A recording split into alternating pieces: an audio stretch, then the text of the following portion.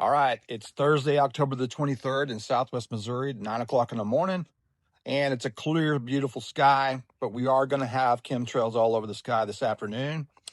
Now, how do I know that? It's about 12:30 now, same day. Behold, the trails in the sky. So I don't know if you can see that, but in the very distance, there's a plane that's spraying a little contrail.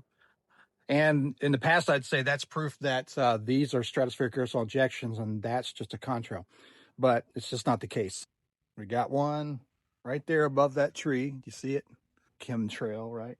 Let me go look and see who that is. So that is a Delta flight flying at a little bit of a lower altitude, flying right through a supersaturated region. And then I've got this guy right here. We're going to find out who he is and what altitude he's flying at.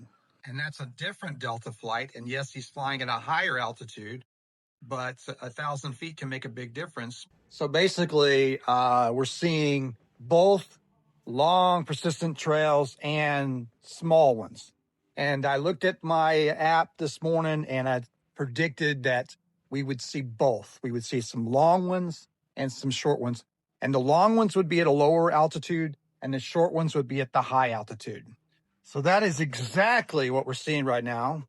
And again, so the reason that is because when I looked on windy.com and I looked at the conditions that were going to happen today, it said that the relative humidity at lower levels was going to be very high, very conducive to long trails. And at the higher levels, they would be visible, but less because the relative humidity was going to be less. So ice supersaturated regions are at the lower area where there's just lots of water vapor, and that turns into ice crystals, which latch on to these metallic particles that are coming out of the engines, that are coming out of the exhaust. Let me just recap on some of the things I've been talking about. The reason why we see them persist at all, like look at this nasty, nasty cloud. Meteorologists will say, oh, that's a cirrus cloud. Well, it came out of a plane, so to me, that's serious BS. They will never, ever, ever tell you is that the pollution is what causes that.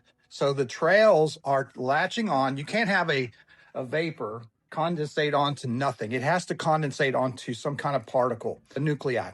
It doesn't turn into a cloud unless there's a bunch of polluting elements, some sort of nuclei for the ice crystals to latch onto and create this nasty cloud.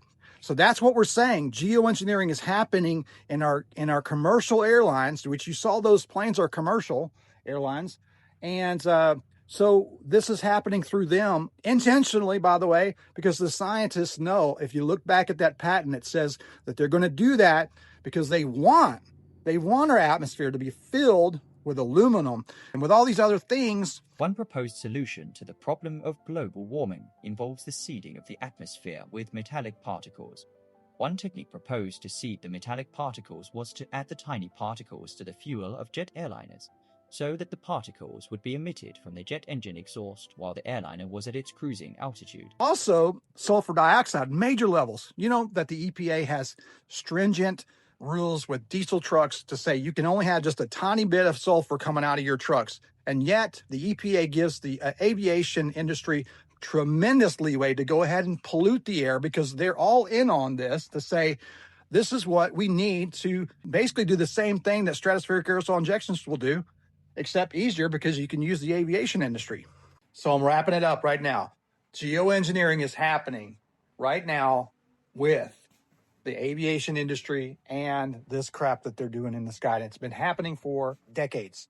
Now, they're also going to be doing more stratospheric aerosol injections where they actually spray through nozzles out of plane and directly into the atmosphere. But those are going to be much higher in the stratosphere. You're probably not even going to see those. So this is what we're looking at right now. So we got to ban that, ban stratospheric aerosol injections, ban every single form of geoengineering and weather modification, including cloud seeding, and the electromagnetic radiation, and all these forms that they're using to control our weather, to seed our atmosphere.